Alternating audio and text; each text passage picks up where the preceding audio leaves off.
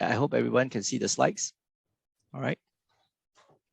I will, first of all, in this talk of mine, I will highlight what are the global challenges that we are talking about. In the year 2003, Nobel laureate Richard Smalley presented a list of top 10 global concerns that humanity had to contend with over the next half a century. These global concerns are energy insecurity and the need for alternative sources to fossil fuel, water shortages, food scarcity, environment threats from climate change and pollution, poverty, terrorism and war, disease, education gap, development of democracy, and overpopulation.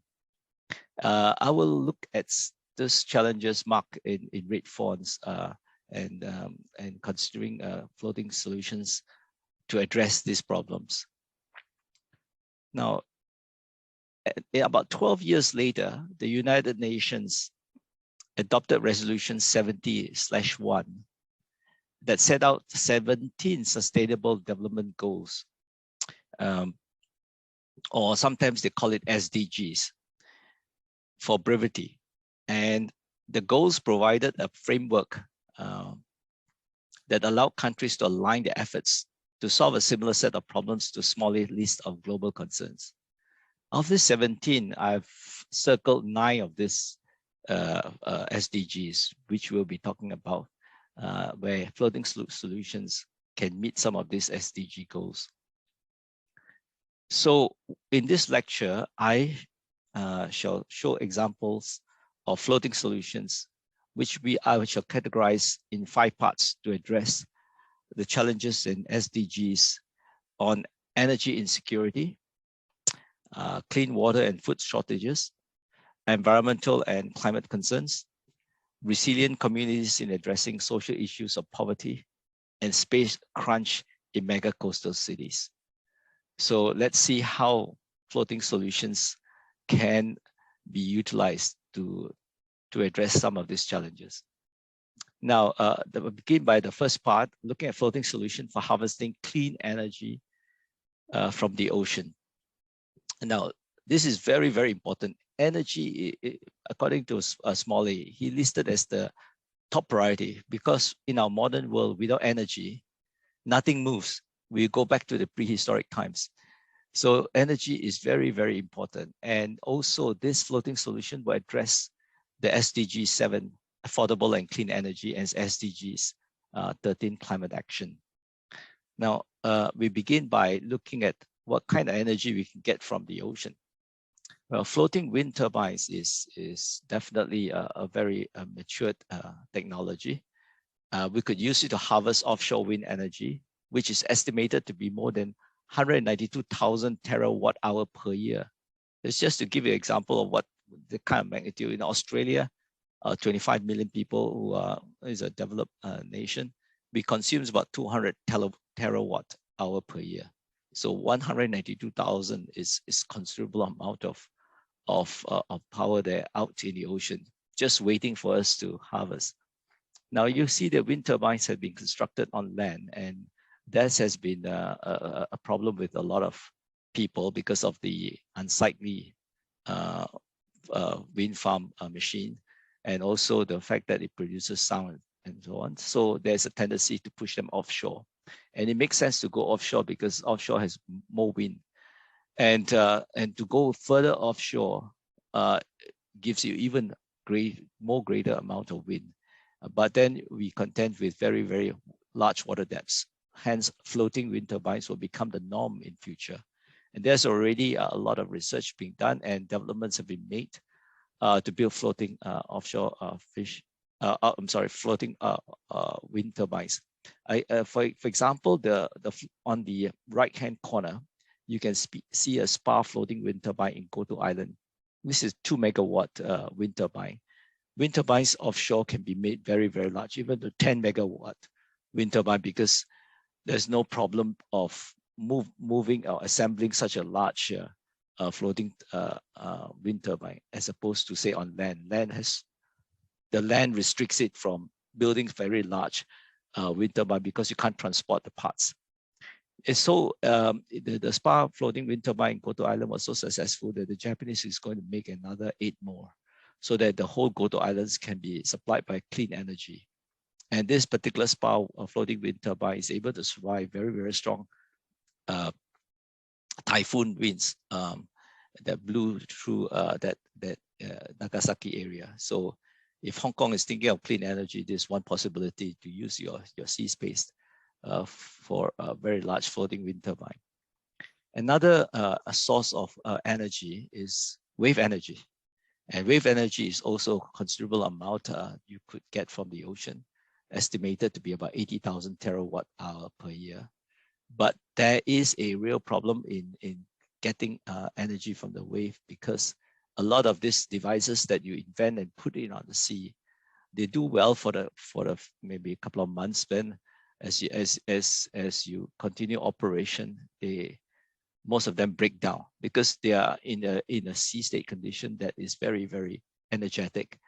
You can see in a picture, one of them is Sharp Eagle, developed by Guangzhou Institute of Energy Conversion, which is well claimed to be one of the most efficient wave energy converters thus far. The wave to wire efficiency is about 24%, which is now considered to be the highest record in the world. But this is a lot of development to be made for getting energy from the ocean. If you are the first to do it, I think you can be very, very happy that you will produce a lot of power for the coastal regions. Floating solar farms is again a very matured technology, and as you know, everybody is rushing into having these floating solar farms. There's about over 100 installations all over the world. Singapore is of course right in the forefront, and it has already put floating solar farm on the sea, not only in reservoir but on the sea, and it's on the Straits of Johor. Another picture here shows the China's solar farm in the city of Huainan, which is a flooded coal mine. And a lot of the solar farms are also placed in the reservoirs and lakes.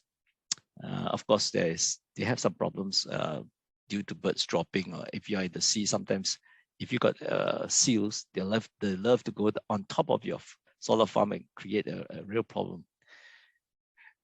Now, floating nuclear power plants is another possibility, especially if you're in a big country and you have a very small remote town elsewhere. So it's very expensive to build electric transmission infrastructure to that kind of remote area.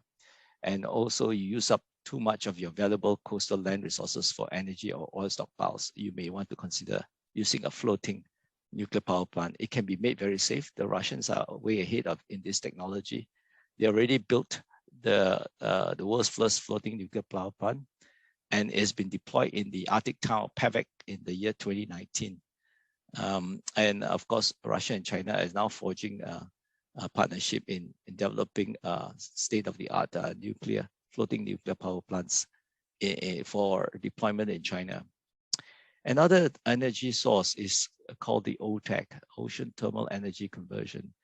This, I believe, it hasn't been built yet. They have a mini OTEC built in Hawaii, but so far, no one has built a very sizable one that is able to produce commercial power. But this is the future. For those young listeners in this lecture, please take note that this is an area that will excite you.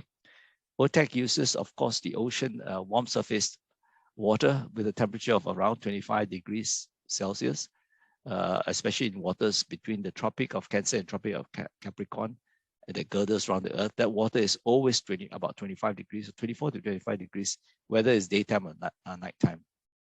And you vaporize a working fluid with low boiling points such as ammonia. And when the ammonia vapor expands, of course, and by 640 times, and when you confine in a small chamber and you give a draft, it's able to turn a turbine to produce electricity. Then you use part of the electricity power that you have produced to draw very cold water about 1 kilometer below water surface where the temperature is 4 degrees Celsius. So the differential temperature of 20 degrees will be able to give you that, be able to extract the trapped solar energy in the water surface. And then you use the cool water to cool the ammonia vapor back to liquid and then repeat the whole cycle again. This is a very, very exciting area, and Japanese are moving towards very fast in this OTEC technology. But you need large water depth to do this kind of extraction of energy from the ocean. Now, I want to talk to you about the second part of another class of problems that floating solutions will be able to address, and that is for food and water production. And also it addresses the Sustainable Development Goals SDG 2, Zero Hunger, SDG 6, Clean Water, SDG 8, Decent Work and Economic Growth, and SDG 9, Industrial Innovation and Infrastructure. You can see the fish farm on the right-hand side. And we're talking about at least in one of this fish pen, which is a common open net collar system. You can house about, if you're farming salmon, it's about 150,000 salmon in one of this cage. Now, the FLA report in 2018 has shown this graph here that the wild capture fish indicated by the orange colored line is now plateauing. In other words, you cannot get more wild captured fish or seafood from the ocean because there is a limit in and there's a lot of overfishing, and also the fish are not producing fast enough for you to catch. So it has to be supplemented by the increasing demand using farm fish, and this farm fish is increasing, as you can see by the blue line. By the year already now, we can see that for every 2 fish on your table, at least one of the fish will be farm fish, and the other one is wild captured. But with time, it will be more and more farm fish as opposed to wild captured fish. Fish farm is a big business. Norwegians have moved their industry from oil and gas to fish farming, salmon farming. It's a very lucrative business. In fact, we talk about aquaculture for the return investment is almost 15 times that of from renewable energy industry offshore. So it is more, I would say, it gives better return on investment if you farm fish than, say, for example, extracting wave energy. Here you can see the Norwegian, typical Norwegian fish farm in the fjords and in the nearby coastline. But this near-shore fish farming is, of course, not sustainable. With time, the ecosystem is under tremendous stress due to the excessive fish waste and as well as the uneaten fish feed. So leading to the fact that now a lot of fish farm operators are looking into moving into deeper waters, offshore waters. And so there are a lot of innovations. You can see some of these big, large fish farms installations. They are big because either you go very big and large and make it stiffer to withstand the harsh environment, or you go deep and submerge yourself. So there are different solutions here. Also, we are looking into fish floating farms where not only we have fish farms, but also vegetable farms, like, for example, the Barcelona-based forward-thinking architecture, where you have 2 tier, the fish farm on the bottom tier, and next tier is the hydroponics farm for farming your vegetables. On top of the roof, you have solar power. And this has been implemented also in Singapore in the Eco Arcs, where they farm barramundi fish and also hydroponics. And in Netherlands, they have built the floating dairy farm, which they hope to duplicate elsewhere so that we can bring food into the city rather than transport from long distances. Now, in terms of food, and then of course the water part, you need water, and water is a very important resource. In time to come, we see due to climate change, a lot of places are suffering drought, and we can build floating desalination plant to supply fresh water, like for example Saudi Arabia first floating desalination plant as shown in this picture. Another classification of floating solutions is for solving clean and safer environment, and addresses SDG 14, life below water. You know, we treat our ocean like a dump site. There's an area in the Pacific Ocean called the Great Pacific Garbage Patch. It's trapped by the currents, and they cannot kind of dissipate. And you go there, you can see there's a lot of rubbish. Boyan Salat is a very young person. He is now 29 years old, but at the time when he started, he was 22 years old. He was thinking of cleaning up this garbage patch using screens like this to capture plastic trash as small as 1 centimeter and as large as discarded fishing nets. Also, Vincent Calibert, the famous architect, as well as a Belgian architect, but headquarters in France, and he was thinking of constructing whale-like floating structures that can just cruise and drift through the world's rivers, cleaning all the waterways using biofiltration system. And there's talks about using floating suspended reefs to grow corals and increase biodiversity where there's sterile sea spaces. Okay, another class of problems is how to protect our fragile shoreline beaches and ports from large waves and winds. So we can see that you can use floating structures such as these floating breakwaters. Floating breakwaters are much more eco-friendly than bottom-founded breakwaters, which are much more expensive. So floating breakwaters will become the norm, and there's a lot of research in looking at how we can make it more efficient, like using porous floating breakwaters or compound breakwaters. And breakwaters now are multi-purpose. They're not, for example, the Monaco Pier Extension breakwaters house the shopping center as well as car parks.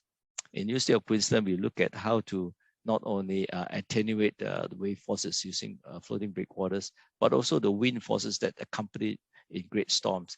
So we're using an array of tubes and columns that function like trees, creating a floating forest, a barrier, not only to bring down the wave forces, but also reduce the wind speed before it hit our coastline.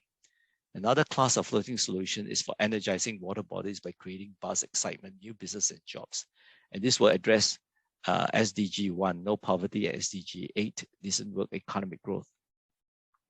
You know, floating waterways can boost tourism and also help in the local economy.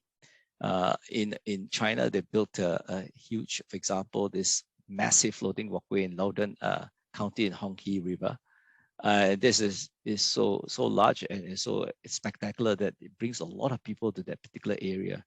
Christo, the artist that enjoys wrapping things up, he wrapped up 220,000 HDPE cubes and formed this floating walkway with 16 meters wide. And people walking had a thrill of their life because it's like walking on the back of a whale, apparently. And also you can create buzz and bring life to sterile water surface spaces using floating wetlands. Like in Singapore, they use HDPE modules, assemble them, locking and putting coconut husks and eventually growing plants that are not only bring animals to that place, but also clean the water. And there's floating pavilion community centers as well as art centers, and they create new attractive public spaces. These examples, because of lack of time, I'm moving very fast. Floating beach in Sorendias, Oslo. This novelty increases the property prices of adjacent properties. You can create this kind of beautiful structures to do all kinds of purposes. And of course, you have floating restaurants and so on, serve as places of surprise in cities. And obviously, the novelty create excitement for customers and city occupants. Very sad to learn of Hong Kong's Jumbo restaurant being towed and sunk elsewhere, but it's a beautiful structure to look at and behold. And also floating hotels provide a very nice, delightful experience to tourists with the waterfront and so on. And a very interesting one is the floating circling Arctic bath hotel in Sweden. It's beautiful, where you can enjoy cold bath. Of course, Singapore has a floating performance stage. Now, floating infrastructure. which helps to address the SDG decent work, economic growth, and SDG industry innovation and infrastructure, where we can see that you can join lands by floating bridges to generate better economic activities and human interactions. Here are some of the examples of floating bridges. And some of them are very large, like the floating bridges in Washington Lake that stretches for over 2 kilometers. You can have very, very long floating bridges because you use the free buoyancy force to support the weight. Floating runway at airports will be the future. Also floating piers, very, very useful when you have very large tidal variation in the area. For example, the floating cruise ship pier in Incheon in South Korea, they have a tidal variation of 9 meters. So floating piers are wonderful because they always constant freeboard with respect to the water level. Also, fast one floating solution for land crunch in mega cities. And it addresses SDG 1, no poverty, SDG 15, life on land, and SDG 11, sustainable cities and communities. You can see that our cities are getting too congested. So why do we stop building our coastal cities right at the shoreline? We can really let it flow to the adjacent water body. And living on water is not new. People have been living in Peru, for example, and floating villages and so on. And then we are talking about floating cities. I think I want to mention that probably the first floating city in the world will be constructed in Busan, Korea. Here's an example of it, and as well the floating city in Maldives by Water Studio. So I just want to say that ocean is clearly the next frontier for building future cities and countries. It offers itself as a resource that we must sensitively engage with in order to increase our habitable environments for us to live, work, and play. And I just want to show you the map of floating cities that possibly can exist, and also some of the books that you could read to find out more. So with that, thank you.